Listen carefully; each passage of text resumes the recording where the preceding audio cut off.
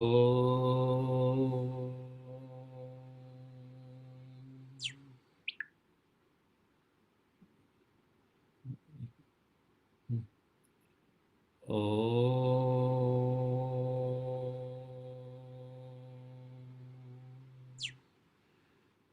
गुरुर्ब्रह्मा गुरुर्विष्णु गुरुर्देवो महेश्वरा गुरुर्साक्षात् परब्रह्म तस्मै श्री गुरुवे नमः। तस्मै श्री गुरुवे नमः। सरस वचन तो सरस्वती निपुजु गुरुना पाय। गुणमाणिक न गावता सेवक ने सुखता मणिभद्र ने पामियो सुरतेरुए वशाम। रोग दुख दूर हरे प्रणमो शीश नमः। सरस्वती माता तुम पाए लागो देव गुरु तणी आज्ञा मांगो। जीवा घरे आप बेसजो आय वाणी कर जो सवाय। आगो पाछो जो अक्षर थाय माफ कर जो दोष जो थाय। कवि जन आगड़ मारी श्रीमती दोष टाड़ जो माता सरस्वती। अखंड मंडलाकार सचेत अचेत निराकार और आकार स्वरूप स्वामी सच्चिदानंद जी एवं सिद्धाश्रम के समस्त योगी, समस्त मातृशक्ति एवं समस्त देव शक्तियों को कोटि कोटि वंदन। कल हमने भगवती राजराजेश्वरी त्रिपुर सुंदरी के बारे में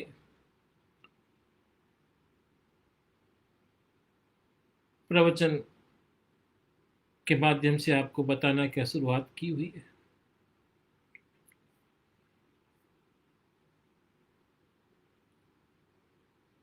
त्रिपुर सुंदरी धन, ऐश्वर्य, भोग और मोक्ष की अधिष्ठिता देवी है।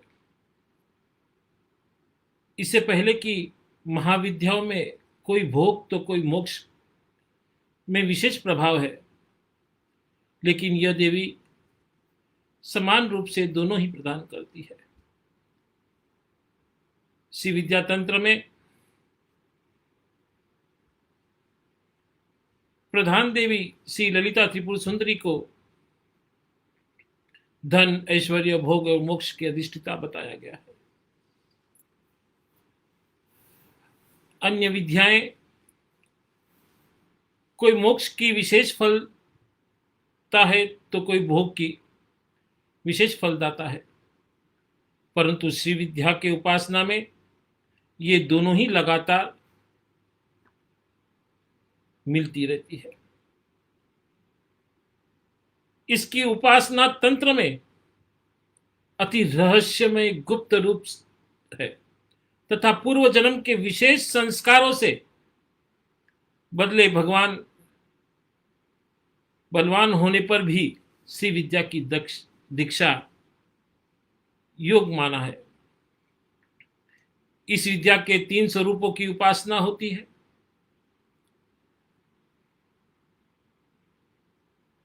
आठ वर्ष के स्वरूप में बाला त्रिपुर सुंदरी की उपासना होती है। दूसरे चरण में षोडशी स्वरूपा ललिता त्रिपुर सुंदरी की उपासना होती है। वह अंत में भगवती राजराजेश्वरी त्रिपुर सुंदरी की उपासना होती है। साधक को क्रम पूर्वक दीक्षा लेनी चाहिए तथा सभी प्रकार से यह उत्तम है। कहीं कहीं ऐसा देखा गया है कि जिन्होंने क्रम दीक्षा के बिना ललिता त्रिपुर सुंदरी की उपासना सीधी की है, उन्हें पहले आर्थिक कठिनाइयों का सामना करना पड़ा है एवं बाद में उसका विकास हुआ है। ब्रह्मनिहिल तंत्र में काली को कृष्ण व रक्त भेद से दो रूपों में विशेष में कहा गया है। कृष्ण वर्णा दक्षिण कालिका एवं रक्त वर्णा त्रिपुर सुंदरी है, अर्थात ये रक्त काली अंता भोग एवं मोक्ष दोनों को देने वाली है।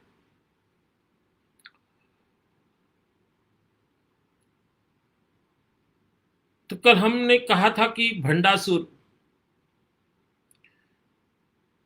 60,000 वर्ष तक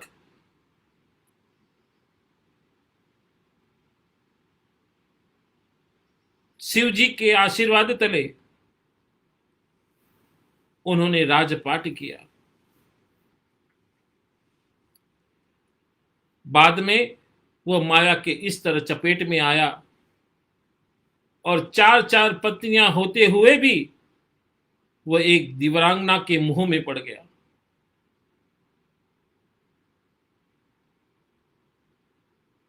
और सारी धरती पर देवलोक में हाहाकार मचने लग गया, देवताओं पर आक्रमण करने लग गया।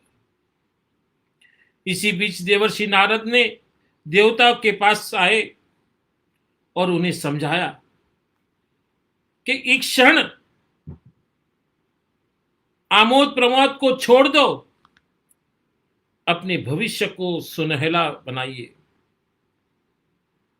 उन्होंने पराशक्ति की उपासना का परामर्श दिया और उसकी विधि भी बता दी। देवताओं ने शीघ्र ही उसके आदेश का पालन किया।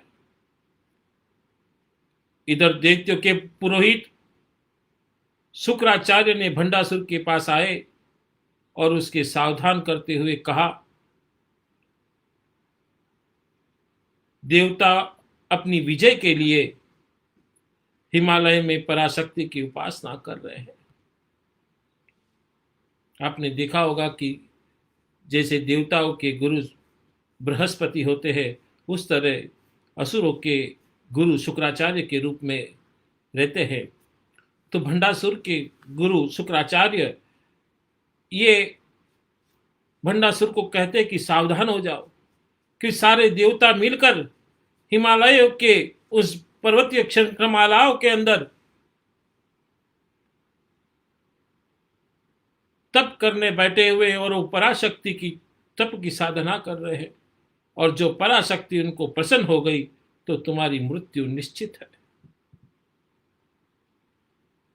यदि इस पराशक्ति ने उसकी सुन ली तो तुम कहीं के नहीं रहोगे, अंततः तुम शीघ्र ही देवता की पूजा में विघ्न डालो।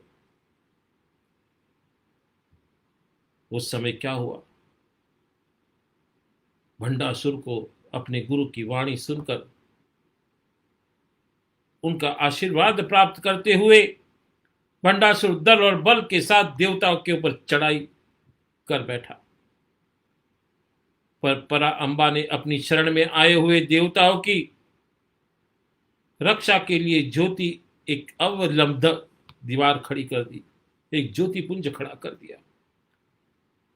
उस ज्योति पुंज के अंदर न कोई आ सकता है, न कोई जा सकता है, न कोई वस्तु आ सकती है, न कोई जा सकती है।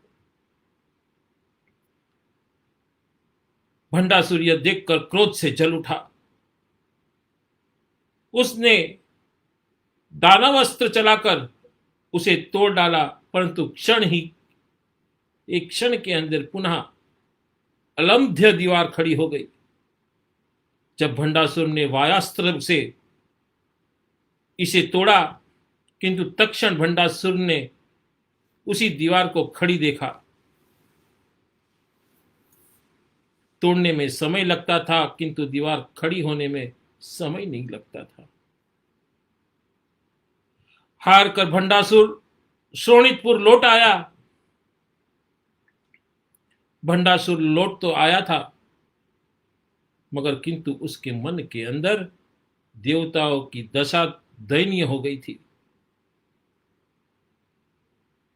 भय था उन देवताओं के अंदर, ओह, जो भंडासुर आ गया और दीवार तोड़ दी तो हमारा क्या होगा। भयभीत हो गए थे देवता। वे सोचते थे कि जिस दिन दीवार नहीं रहेगी उस दिन हम लोग का बचना कठिन हो जाएगा। अब कहीं छिप कर नहीं रहा जा सकता। अंत में देवताओं ने निर्णय किया, या तो पराम्बा का दर्शन करे या फिर भंडासुर के हाथों में मारे जाए। उन्होंने घोर आराधना की, पराम्बा प्रकट नहीं हो रही है। अंत में वो थक गए। 10-10 साल की यज्ञ हो साधना करने के बाद भी जब पराम्बिका प्रकट नहीं हुई, तब यज्ञ शुरू किया। और यज्ञ 10-10 साल तक यज्ञ करने के बाद भी जब पराम्बिका प्रकट नहीं हुई, अंत में सारे देवता हार गए। तब सारे देवता ने यही लगा कि ऐसे भी मरना है, ऐसे ही करना है, इससे तो अच्छा है कि इस यज्ञ कुंड के अंदर ही अपनी आहुति दे दे।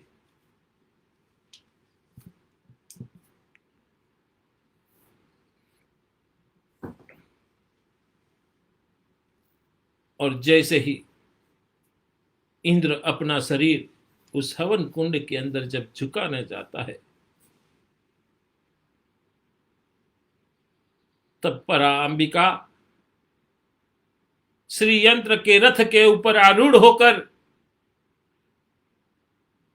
रक्त वस्त्र पहने हुए, नाना अलंकार से सुशोभित, दूज का चंद्र माथे पर विराजमान है, 3 नेत्र है, त्रिपुंड धारण किए हुए हैं।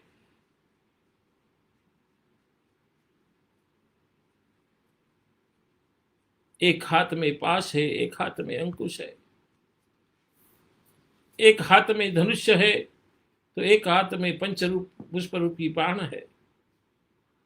ऐसी पराम्बिका कटाक्ष भरी नजर के सारे देवी देवताओं पर देख रही थी। पराम्बा का श्रृंगार देवी के रूप में था। देखकर सारे देवता आनंदित हो उठे।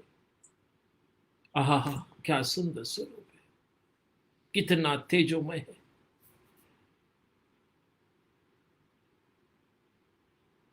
और उसकी तेज के अंदर सारा ब्रह्मांड प्रकाशमान हो रहा है।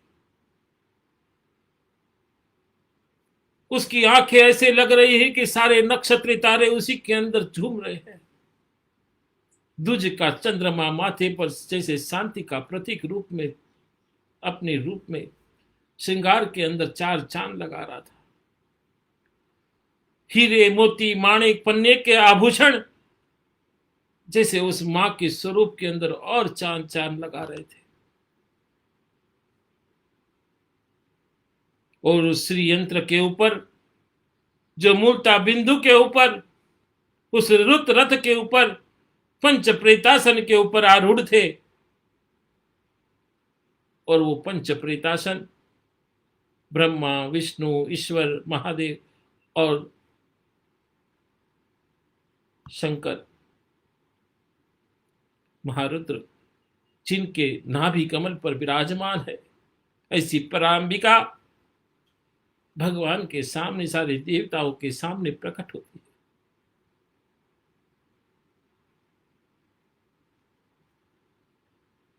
तभी सारे देवता मिलकर ब्रह्मा जी को कहते हैं, हे ब्रह्मा, क्यों न इन देवी को हमेशा के लिए हमारे पास रख दिया जाए। इसको धारण करने की शक्ति तो और किसी में नहीं है, आप तीनों देवताओं के समान। तभी ब्रह्मा कहते हैं, हे इंद्रादि देव, आप सही कह रहे हैं। तब ब्रह्मा ने यह सोचकर इनका विवाह शंकर से ही संभव है, और तब इतना ही संकल्प करते भगवान शंकर कुमार बनकर वहां प्रकट हो गए। देवता ने उसका आपस में विवाह करा दिया और पराम्बा को उस पुरी की अधीश्वरी बना दिया। यहां पर पराम्बिका अपने तेज और लावण्यों के साथ में, अपने सिंगारों के साथ में, अपने अस्त्र शस्त्र के साथ में, अपने 5 आसनों के साथ में भगवान शिव को कुमार रूप के अंदर स्थापित हो गए। उधर भंडासुर ने सारे विश्व को त्रस कर रखा था, त्राही त्राही कर दिया। उसने अहंकार में आकर अपने जनक श्री गणेश और शंकर जी के अवहेलना की और नाना बोलने के शब्द उनको कहने लगे, उनका अपमान करने लगे।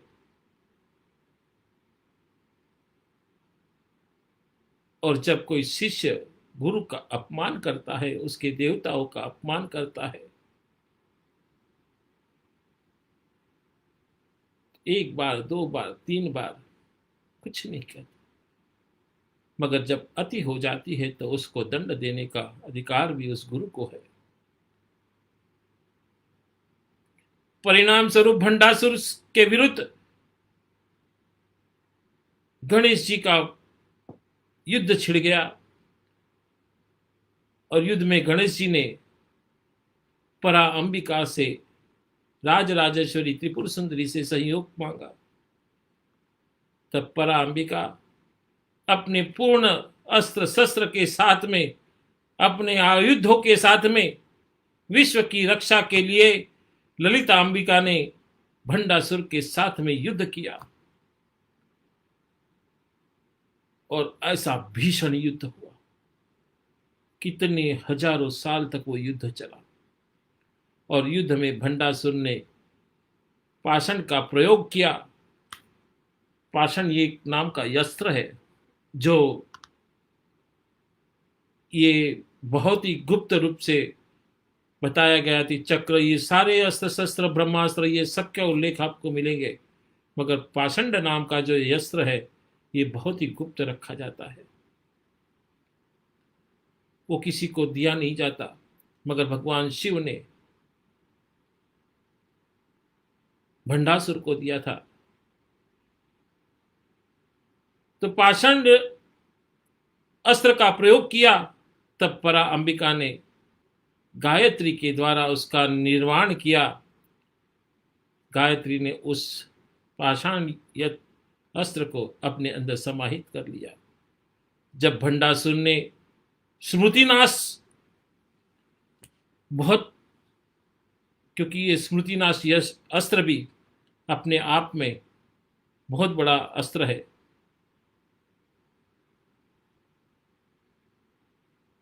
और वो प्रयोग किया, तब मां ने धारण के द्वारा उसे नष्ट किया। जब भंडासुर के यक्ष्मा आदि रोग अस्त्रों का प्रयोग किया, तब भी परांबिका ने अच्युत और अनंत, गोविंद इन नाम का रूप मंत्रों से उसका निर्माण किया। इसके बाद भंडासुर ने हिरण्यक्ष, हिरण्यकश्यप, रावण, कंस और महिषासुर की उत्पत्ति के जैसे कैसे प्रभु ने उसको मारा, उसी तरह मां भगवती ने उसका संहार किया। मगर भंडासुर किस अस्त्र से मरा, इसका खाली एक ही जगह उल्लेख आता है, त्रिलोत्मता अध्यात्मना में इसका उल्लेख आता है कि उस भंडासुर का जिस अस्त्र से उनका वध किया था वो अस्त्र है कामेश्वरा अस्त्र, और उस कामेश्वरा अस्त्र से भंडासुर का वध किया।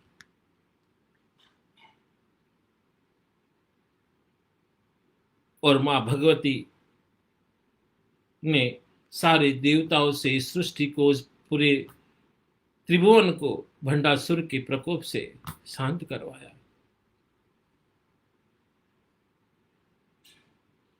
इसमें एक कथा और भी आती है कि संयंत्र के बारे में, कि मानव के जीवन में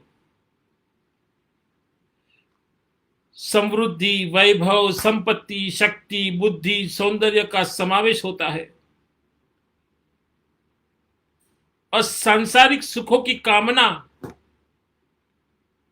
और उसके बाद मोक्ष की आराधना जीवन का चरमोत्कर्ष होता है। यह लोक से परलोक तक की यात्रा मनुष्य इसी महत्वाकांक्षा से तय करता है। शास्त्र में वैभव और समृद्धि प्राप्त करने के अनेक उपाय है। इसमें सबसे सहज, सरल और फलभूत होने वाला उपाय एक ही है, श्री यंत्र की पूजा उपासना। मान्यता है कि श्री यंत्र की आराधना से अक्षय लक्ष्मी की प्राप्ति होती है और सुख शांति के साथ विपुल धन धान्य का सौभाग्य प्राप्त होता है। एक बार लक्ष्मी अप्रसन्न होकर धरती से वैकुंठ चली गई। इससे पृथ्वी तल पर काफी समस्या पैदा हो गई। ब्राह्मण और महाजन वर्ग बिना लक्ष्मी के दिनहीन असहाय हो गए। तब ब्राह्मण के श्रेष्ठ वशिष्ठ ने निश्चय किया कि मैं लक्ष्मी को प्रसन्न कर भूतल पर ले आऊंगा। जब वशिष्ठ वैकुंठ में जाकर लक्ष्मी से मिले, ज्ञात हुआ कि लक्ष्मी अप्रसन्न है। हाथ जोड़कर बार बार विनती करने लगे, वशिष्ठ जी, मां, जो भूल हो गई आप हमें क्षमा करें, आप धरती पर अवतरित हो वापिस।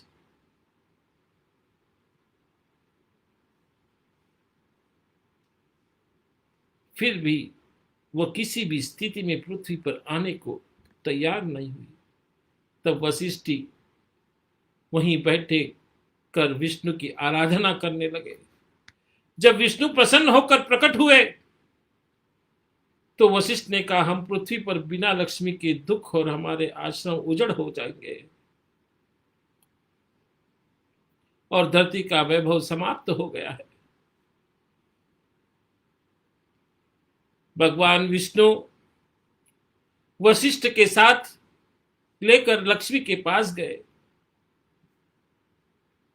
और उन्हें मनाने लगे, समझाया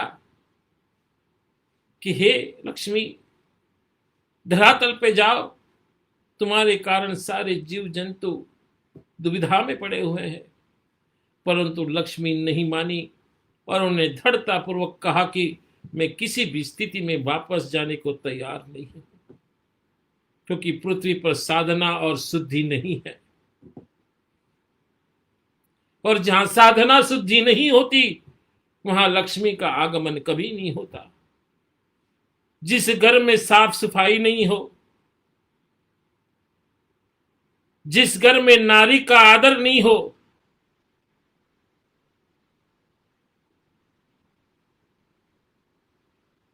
जिस घर में बासी खाना पड़ा रहता हो, जिस घर में गुरु और माता पिता का अपमान होता रहता हो, जो व्यक्ति मंजन नहीं करता हो, गुरु माता पिता बड़े बुजुर्गों की निंदा करता हो, ऐसे के घर में कभी लक्ष्मी नहीं आती।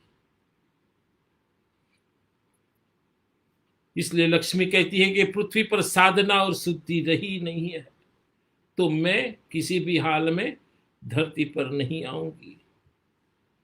निराश होकर वशिष्ठ पुनः धरती पर लौट आए और लक्ष्मी के निर्णय से सबको अवगत करा दिया। सभी चिंतित थे और समस्या का समाधान निकलने की कोशिश कर रहे थे। सोच रहे थे कि क्या करें, कैसे लक्ष्मी को नीचे उतारे, कैसे इस धरती को पुनः लक्ष्मी युक्त करे। तब देवता के गुरु बृहस्पति ने वहां पर देखा कि धरती के ऊपर मनुष्य जाति त्राही त्राही हो रही है। तब बृहस्पति वापिस मृत्युलोक में आते हैं और आचार्य और ऋषि मुनियों को कहते हैं कि अभी इसका एक ही उपाय है कि आप श्री यंत्र की साधना बची है। यदि सिद्ध श्री यंत्र बनाकर स्थापित किया जाए तो निश्चित ही लक्ष्मी को आना ही पड़ेगा। बृहस्पति के निर्देश से ऋषियों ने धातु पर श्री यंत्र का निर्माण किया और उस श्री यंत्र को मंत्र सिद्ध प्राण प्रतिष्ठा युक्त किया।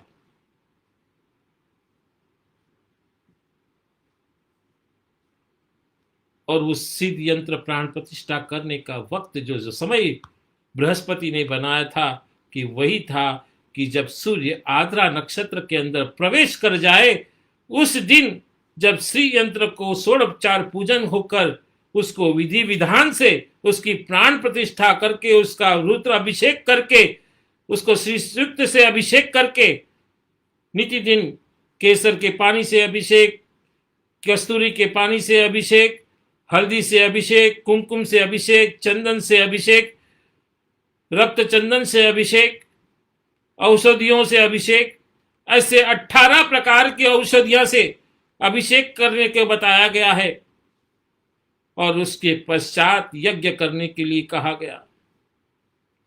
यज्ञ करने उसके अंदर आम की आहुति डालने के लिए कहा गया। आम की आहुति डालने से राजा वश में होता है। कटल की आहुति डालने से चक्रवर्ती की प्रतिष्ठा प्राप्त होती है। अंगूर की आहुति देने से 10 दिशा में रहे हुए जीव वश में रहते हैं। खीर की आहुति देने से लक्ष्मी प्रसन्न रहती है। सांकल्य की आहुति देने से रोग और दरिद्रता जाती है। ऐसे अनेकों प्रयोग बृहस्पति ने बताकर वहां से वो अपने धाम गए। सारे आचार्य ऋषि मुनियों ने मिलकर धातु के ऊपर श्री यंत्र की रचना की। विधि विधान से उसकी रेखाएं कोने सब मिलाकर उसकी रचना की और रचना करने के बाद उसकी प्राण प्रतिष्ठा करते हैं, अभिषेक करते हैं, यज्ञ करते हैं और उसका षोडोपचार पूजन करते हैं। और जैसे ही पूजन समाप्त होते होते लक्ष्मी सही वहां उपस्थित हो गई और बोली, मैं किसी भी स्थिति में यहां आने के लिए तैयार नहीं थी, पर मेरा प्रण था, परंतु बृहस्पति की युक्ति से मुझे आना ही पड़ा। श्री यंत्र ये मेरी आधार है और इसी में मेरी आत्मा निहित है। एक बार आदि गुरु शंकराचार्य ने भगवान शंकर की कठिन तपस्या की। महादेव प्रसन्न होकर शंकराचार्य को दर्शन दिए और उसे वर मांगने को कहा। तब उन्होंने हाथ जोड़कर शिव से जगत कल्याण के बारे में पूछा।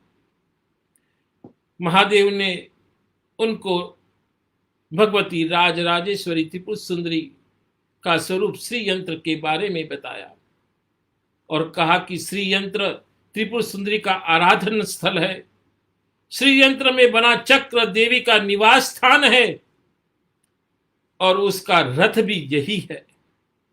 इस यंत्र में स्वयं देवी विराजमान होती है, इसलिए इस यंत्र की पूजा से धन वैभव की प्राप्ति के साथ मानव कल्याण भी होता है। तभी से इस यंत्र की पूजा का विधान चला आ रहा है। इस यंत्र की समस्त ब्रह्मांड का प्रतीक माना गया है। पूरे ब्रह्मांड सोच लीजिए कि ब्रह्मांड कितना बड़ा है। अनंता सूर्य है, अनंता चंद्रमा है, अनंता पृथ्वियां है और उसका सारे खाली श्री यंत्र के अंदर बताया गया है। सोच सकते हैं कि एक मनुष्य की कल्पना उस देवी शक्ति को, उस पराशक्ति को, उस ब्रह्मांड को पूरे किस तरह उस धरती के ऊपर उस श्री यंत्र के अंदर उतार सकती है। श्री का शब्द का अर्थ होता है लक्ष्मी, सरस्वती, शोभा, संपन्नता और विबुधा माना जाता है। उपासक को धन संपत्ति, विद्या, सुख आदि की श्री देने वाली विद्या श्री विद्या कहा जाता है। श्री यंत्र को कल्प वृक्ष भी कहा गया है। क्यों कल्प वृक्ष कहा गया है? क्योंकि कल्प वृक्ष के नीचे बैठने के पश्चात मनुष्य जो भी इच्छा करता है वो निश्चित ही पूरी होती है।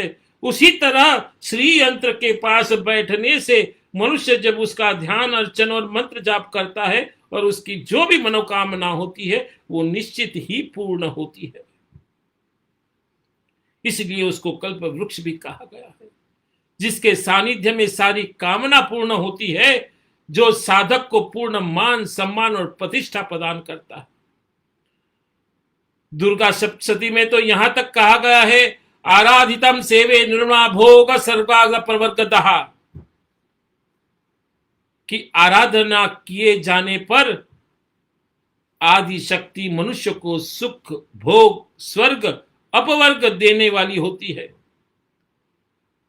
उपासना सिद्ध होने पर सभी प्रकार की श्री अर्थात चारों पुरुषार्थों की प्राप्ति होती है। चारे पुरुषार्थ कौन से? धर्म अर्थ काम और मोक्ष, ये चार पदार्थ पुरुषार्थ माने गए हैं। इसलिए इस यंत्र को श्री यंत्र कहा जाता है। इस यंत्र की अधिष्ठिता देवी त्रिपुर सुंदरी है। इसे शास्त्र में श्री विद्या महाविद्या परम विद्या के नाम से भी जाना जाता है। और श्री यंत्र का निर्माण इस कैसे करे, क्योंकि इसकी विस्तृत जानकारी दे तो कम से कम नहीं तो भी 2-3 महीने में इसके ऊपर प्रवचन दे सकता हूं, पर मैं यहां संक्षिप्त में बोलना चाहता हूं। इस महाचक्र को शास्त्रोक्त तरीके से गणितीय विद्या के समावेश में कर बनाना गया है।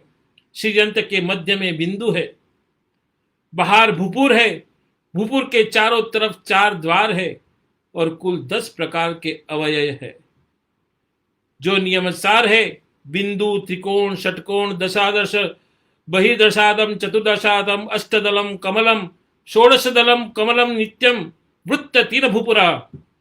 इसमें 4 ऊर्ध्व मुख है, त्रिकोण है, जिसमें श्री कंठ और शिव त्रिकोण कहते हैं, और 5 अधोमुख त्रिकोण है, जिसे शिव युक्ति या शक्ति का त्रिकोण कहते हैं। 9 चक्रों से बने इस यंत्र में 4 शिव चक्र है और 5 शक्ति चक्र होते हैं। इस प्रकार इस यंत्र में 43 कोण होते हैं और 28 मर्म स्थान है। 24 संधियां बनती है। 3 रेखा के मिलने स्थल को मर्म और 2 रेखा को मिलन स्थल को संधि कहा जाता है। इसके चारों ओर जो 43 कोण बने हैं वे योग मार्ग के अनुसार यम 10 नियम, 10 आसन, 8 प्रत्याहार, 5 धारणा, 5 प्राणायाम, 3 ध्यान और 2 के स्वरूप में प्रतिश्रुप माना जाता है। प्रत्येक त्रिकोण में कमल दल का महत्व। इन भुजाओं के बाहर की तरह 8 कमल दल का समूह होता है, जिसमें चारों और 16 दल वाला कमल दल समूह होता है। इन सब के बाहर भूपुर है। मनुष्य शरीर की भांति ही श्री यंत्र की रचना में भी 9 चक्र होते हैं, जिसका क्रम अंदर से बाहर की ओर इस प्रकार है। केंद्र बिंदु, फिर त्रिकोण और सर्व सिद्धि प्रद करता है। फिर 8 त्रिकोण सर्वक्षाकारी है।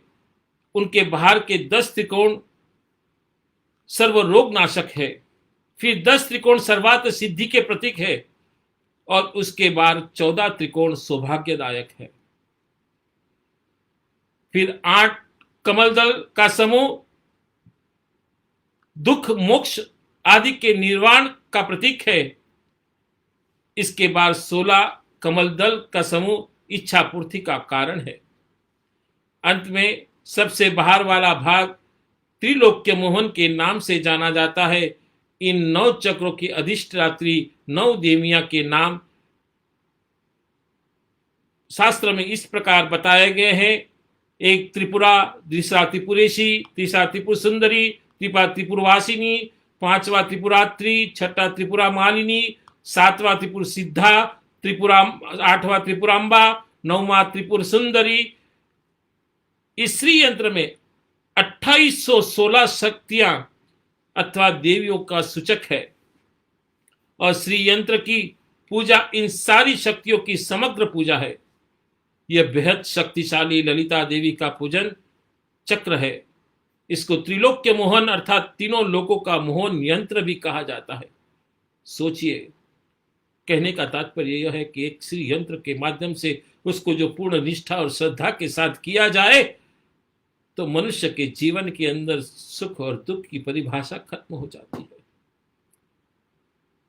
सारी सिद्धियां उसके चरण कमलों में पड़ी रहती है। अंत में वो अपने शरीर को जब वो छोड़ता है तो सीधा मोक्ष को प्राप्त होता है।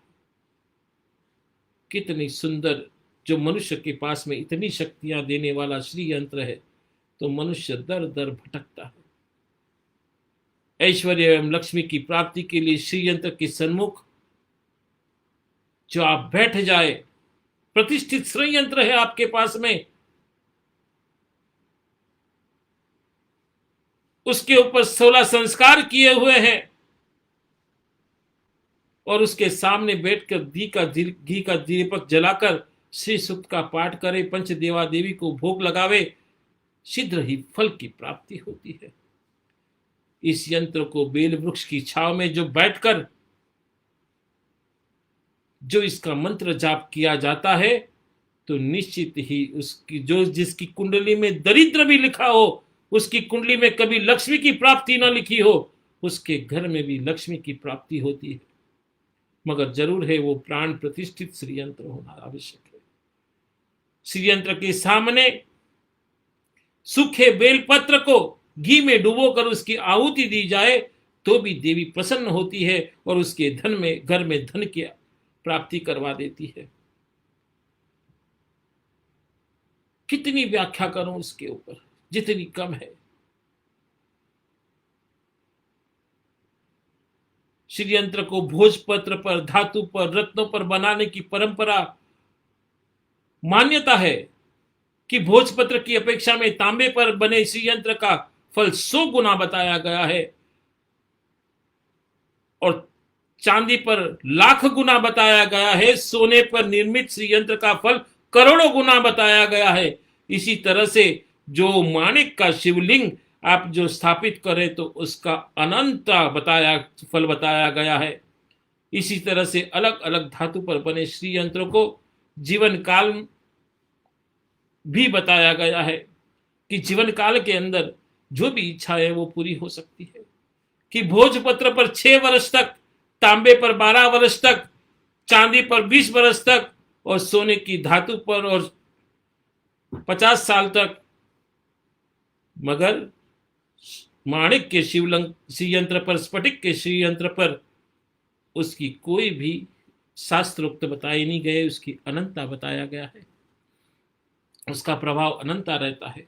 मगर जरूर है जब जब आद्रा नक्षत्र के अंदर सूर्य प्रवेश करे, उस समय जब गुप्त नवरात्रि चलती हो, उस समय उस यंत्र को वापिस अभिषेक करना अति आवश्यक है और उसके ऊपर यज्ञ और अनुष्ठान होना आवश्यक है। रत्न सागर में रत्नों पर भी श्री यंत्र पर बनाने की बात लिखी गई है। इनमें स्फटिक पर बने श्री यंत्र सबसे अच्छा, उससे भी अच्छा माणिक पे बताया गया है। बहुत सी विधियां शास्त्र के अंदर वर्णित है।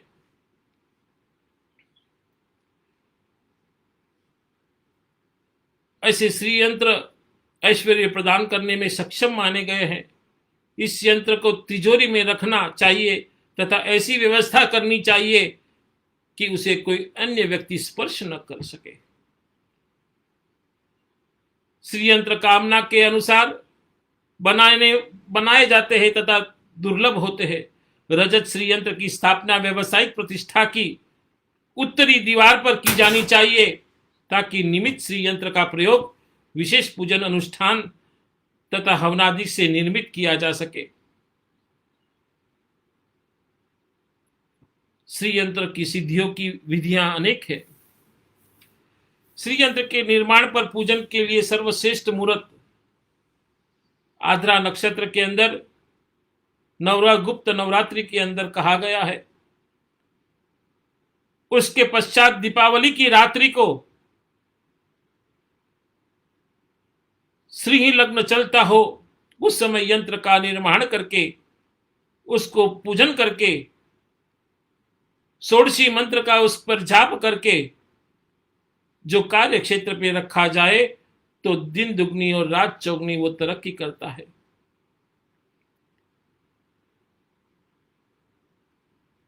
श्री यंत्र की सिद्धि के लिए एक विधि और भी बताई गई है शास्त्रकारों में कि शुक्ल पक्ष के शुक्रवार को श्री यंत्र को गंगा जल में धोकर पूजा स्थल में रखकर मां भगवती राजराजेश्वरी त्रिपुर सुंदरी का ध्यान करे और गुरु मुख से धारण किए हुए षोडशी मंत्र का जाप करे। गुरु मंत्र ने दिए हुए उसको उस षोडशी मंत्र का जो श्राप विमोचन मंत्र है उसका भी जाप करना अति आवश्यक है। और वो श्राप मंत्र करने के बाद, षोडशी मंत्र करने के बाद वो यंत्र को अपने कार्य क्षेत्र में रखे।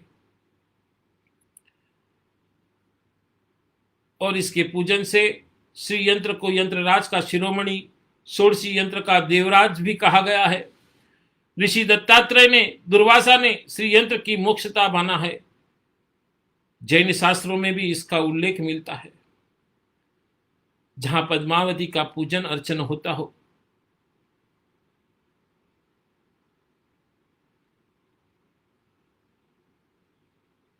जहां महाकाली का पूजन होता हो, जो चक्रेश्वरी का जहां पूजन होता हो, वहां पर श्री यंत्र की पूजा भी होती ही होती है। जैनों के पहले तीर्थंकर भगवान श्री ऋषभदेव की अधिष्ठिता देवी चक्रेश्वरी, इस चक्रेश्वरी को श्री यंत्र के अंदर रूप के ऊपर धारण करके उसके अंदर पूजा की जाती है। और दूसरे 23वें तीर्थंकर भगवान पारसनाथ की अधिष्ठिता देवी पद्मावती के रूप में भी इस श्री यंत्र के ऊपर उसकी प्रतिष्ठा की जाती है। और इस श्री यंत्र के माध्यम से मनुष्य अपने जीवन को सफल बनाता है। जरूर है उस श्री यंत्र को किस तरह से आप समझ सकते हैं। और मनुष्य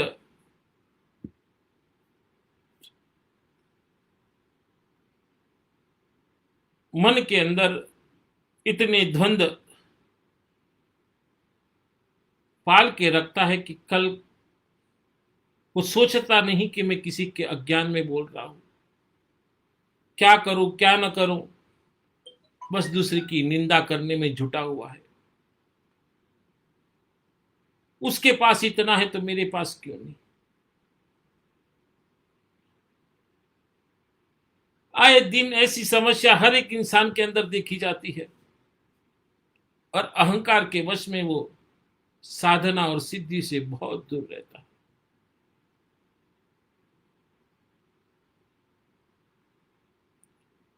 और ऐसे विवाद के अंदर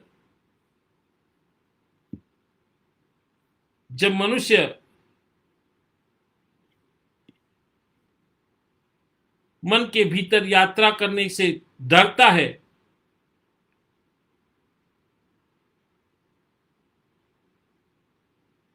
वो इस तरह माया के अंदर उलझ गया है कि वो भगवान के दर्शन करना नहीं चाहता, न वो सिद्धियों के पास जाना चाहता है।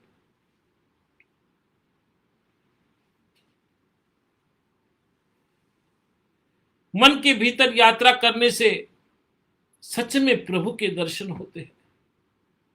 हम भूल गए हैं कि यह माया की दुनिया है। हम भूल गए हैं कि असलियत बाहर की दुनिया में नहीं, अंदर की दुनिया में है। हम भूल गए हैं जिस ध्येय के लिए हम यहां पर आए हैं वह क्या है। बहुत से लोग यही सोचते हैं कि धरती पर आने का मकसद सिर्फ भौतिक वस्तुओं का पान करना और उसके अंदर रम जाना। मनुष्य इसी के अंदर अपने जीवन को खत्म कर देता है।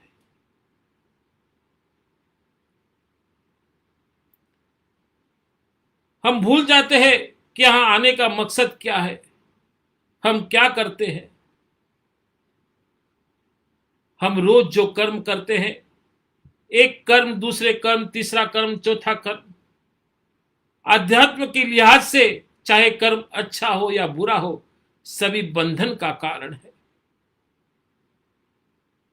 हम यहां पर जैसे भी कर्म करें, चाहे वो बुरे हो चाहे अच्छे हैं, उनका फल हमें क्या मिलता है? हमें वापिस उस दुनिया में आना पड़ता है।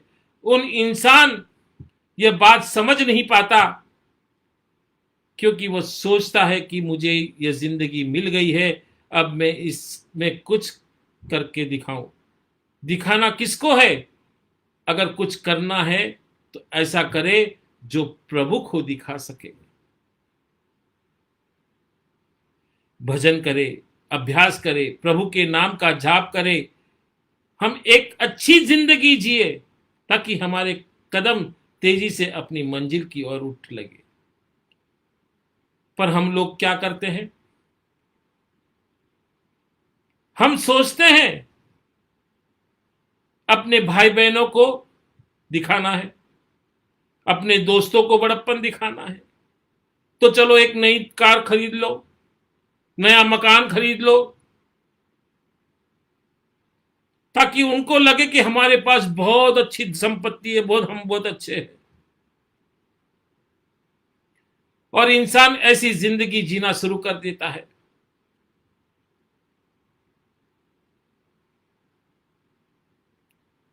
जिसमें वह असलियत को जाने बगैर बाहरी ही दुनिया में, जो फरेब की दुनिया है, वे रंग में रंग जाते हैं। और हम ऐसा करेंगे तो हम कैदी के जैसे कैदी बन के रह जाएंगे। अगर हम कैद में निकलना चाहते हैं तो फिर शब्द के साथ जुड़ना, अंदर से जागृत होना होगा। हमारे अंदर भरपूर रूहानी खजाने हैं, बहुत ताकत है हमारे अंदर, बहुत सारी सिद्धियां शक्तियां हैं। अगर हम इस दुनिया, अंदर की दुनिया को जगाएं तो उस खजाने को हम पा सकते हैं। मगर हम क्या करते हैं? एक मुर्ग की तरह, कस्तूरी मुर्ग कैसा होता है, उसकी खुशबू ढूंढता ढूंढता इधर भागता है, उधर भागता है, उधर भागता है, इधर भागता है, मगर भागते भागते वो वहीं मर जाता है। उसे कभी यह अनुभव नहीं होता कि कस्तूरी की खुशबू उसके अंदर ही है। अगर भीतर की ओर झांके तो वो सब खुशबू को पा सकता था। वैसे ही इंसान की हालत हो गई है। बस वो बाहर की दुनिया देख रही है, अरे उसके पास है तो मेरे पास क्यों नहीं है, मेरे पास है तो इनके पास क्यों नहीं। आज आश्रम के अंदर मैंने सभी लोगों के पास से मोबाइल, आईपैड, लैपटॉप, कंप्यूटर सब कुछ ले लिया। बस एक ही उनको ध्येय रखा, तुम साधना करो, अपना आश्रम का कर्म करो, इस माया जाल से अलग रहो। 6 महीने का समय दिया है।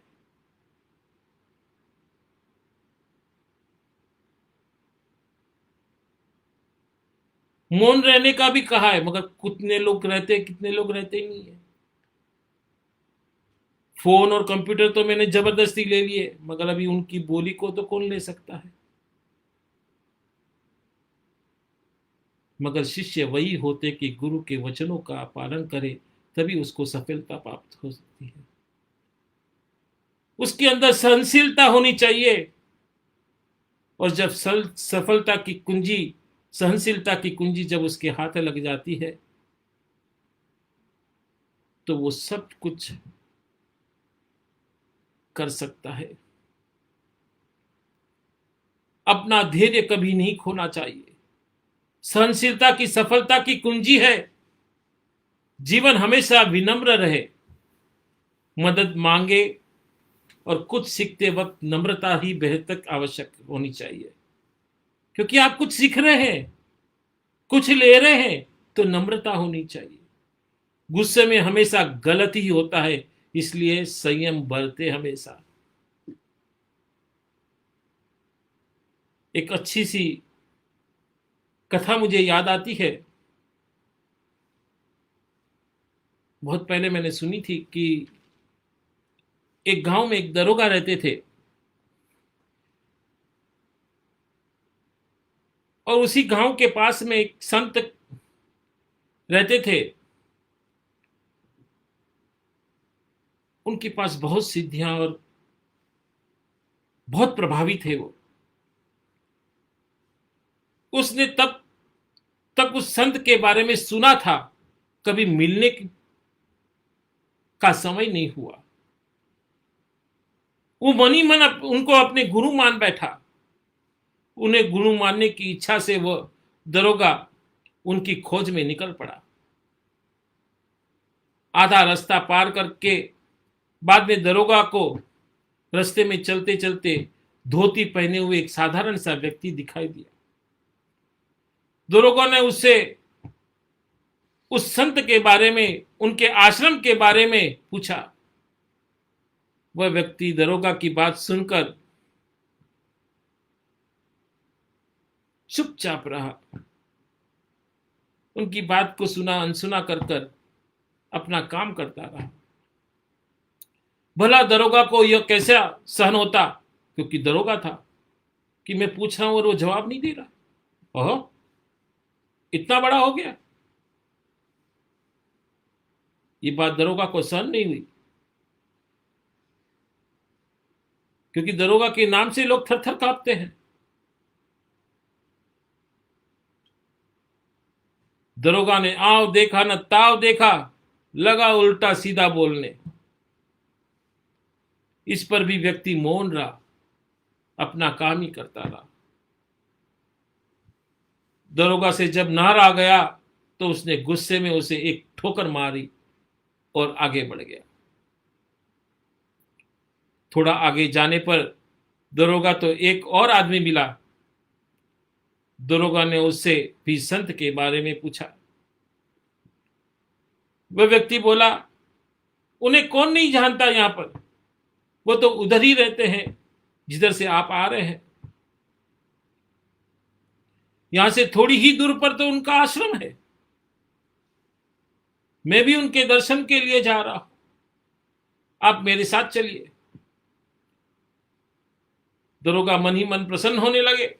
अरे वाह, साथ हो लिया। राहगीर जिस व्यक्ति के पास दरोगा लेकर गया, उसे देखकर दरोगा लज्जित हो उठा। वह व्यक्ति थे जिसे दरोगा ने ठोकर मारी थी। दरोगा अपनी गलती को स्वीकारते हुए संत के चरणों में पड़ गया, क्षमा मांगने लगा। बोला, मुझे क्षमा कर दीजिए, मुझसे अनजाने में अपराध हो गया। बात सुनकर संत हंसते हुए बोले, इसमें तेरा कसूर नहीं है। तेरे ऊपर जो माया का पर्दा पड़ा था, जो अहंकार का पर्दा पड़ा था, तेरे अंदर सहनशीलता नहीं है, इसलिए तूने ये घिनौने काम किए।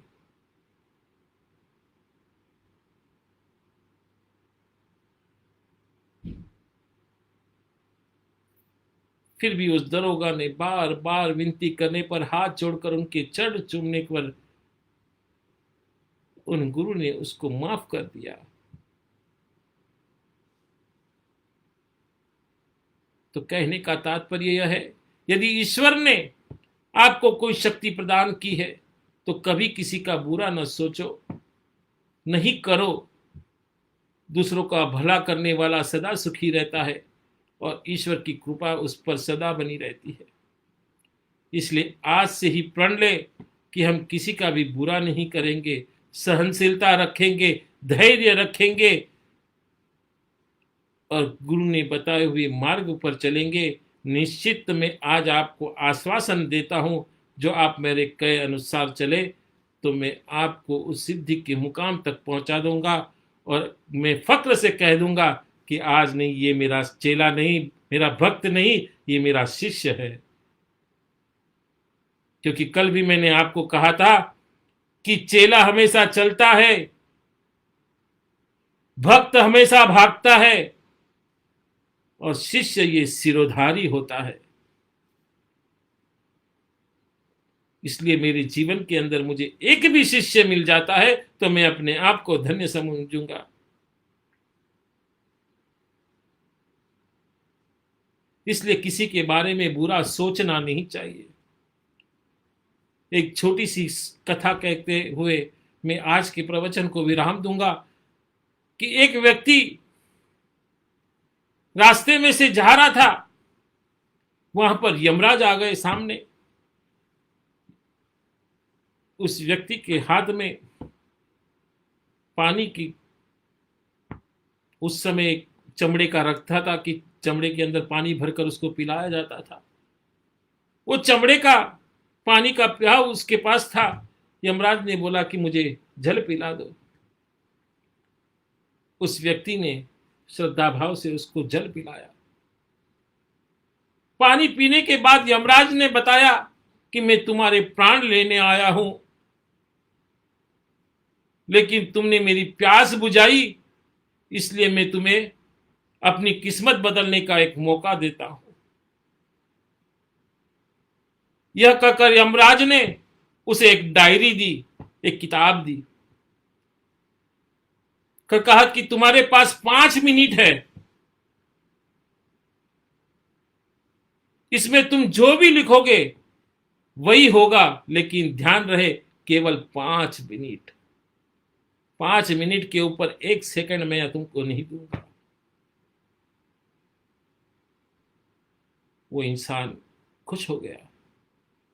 उस व्यक्ति ने डायरी ली, डायरी खोलकर पहला पेज देखा तो उसमें लिखा था कि तुम्हारे पड़ोसी को लॉटरी लगने वाली है, वो करोड़पति बनने वाला है। उस व्यक्ति ने वहां लिख दिया कि पड़ोसी को लॉटरी नहीं निकले। सोचो, अगले पेज पर लिखा था कि उसके जानने वाला चुनाव में जीतकर मंत्री बनने वाला है। उसने उसके पेज पर लिख दिया वो चुनाव हार जाए। इसी तरह वह पेज पर पलटता रहा और लोगों का बुरा होने के बारे में लिखता रहा। अंत में उसने अपना पेज दिखाई दिया। जैसे ही उसने कुछ लिखने के लिए अपना पेन उठाया, यमराज ने तुरंत उसके हाथ से डायरी ले ली और कहा, वत्स्य, तुम्हारे 5 मिनट पूरे हो गए, अब तुम उसमें कुछ नहीं लिख सकते। तुमने अपना पूरा समय दूसरों को बुरा करने में निकाल दिया और अपना जीवन खतरे में डाल दिया। अंततः तुम्हारा अंत निश्चित है। यह सुनकर वह व्यक्ति बहुत पछताया, लेकिन सुनहरा समय हाथ से निकल चुका था। इसलिए प्रण करे कि अपने जीवन के अंदर किसी का बुरा नहीं सोचे। जो आप किसी के बारे में बुरा सोचेंगे तो आपका भी बुरा होना तय है।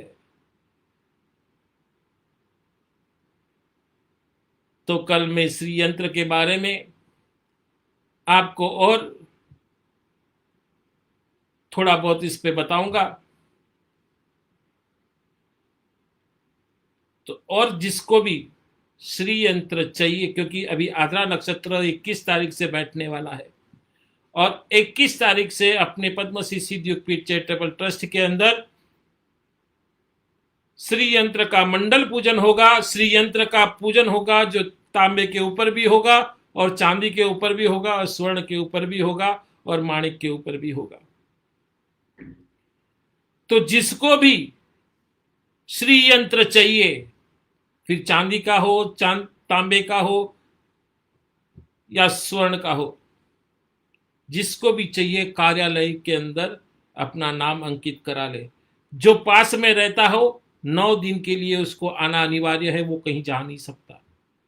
और जो आ नहीं सकता वो संकल्प करके अपना श्री यंत्र बनवा सकता है और वो श्री प्राण प्रतिष्ठित श्री यंत्र आप अपने घर के अंदर रख सकते हैं, जिसके माध्यम से आपके घर के अंदर धन धान्य ऐश्वर्य कीर्ति की प्रतिष्ठा हो। क्योंकि इस श्री यंत्र बनाने से समय पहले बाला का पूजन होगा, त्रिपुर बाला का, क्योंकि वो पहले बाल अवस्था के अंदर उसका पूजन होगा। फिर षोडशी के रूप में उसका पूजन होगा कि 16 वर्ष की कन्या के रूप में उसका पूजन होगा। फिर भगवती राज राजेश्वरी त्रिपुर सुंदरी के अंदर रूप के अंदर पूजन होगा, जो एक प्रौढ़ अवस्था के अंदर होगी। और इन तीनों देवियों का जब पूजन होगा तो निश्चित ही वो श्री यंत्र अपने आप में एक विशिष्ट होगा, जिसके पाने से मनुष्य अपने आत्मा से तर जाएगा। अपने इस जीवन से भी तर जाएगा, अपने आने वाली 7 पीढ़ियों तक वो तर जाएगा।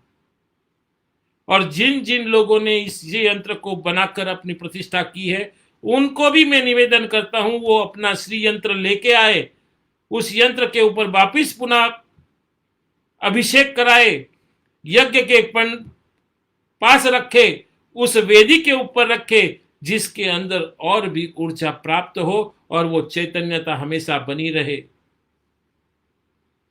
और मैं सबको आशीर्वाद देता हूं कि आप सभी जन ऐसे श्री यंत्र को प्राप्त करें, सबके घर में धन धान्य की वर्षा हो, सबके घर में दुख दारिद्र का नाश हो। इसी भावना के साथ में मैं अपने शब्द को विराम देता हूं और सबको कहता हूं कि आप किसी भी हाल में इस श्री यंत्र को प्राप्त करें और श्री यंत्र को प्राप्त करके अपने जीवन को सफल बनाए। इसी के साथ में मैं आशीर्वाद देते हुए अपने शब्द को विराम देता हूं। जय माता दी।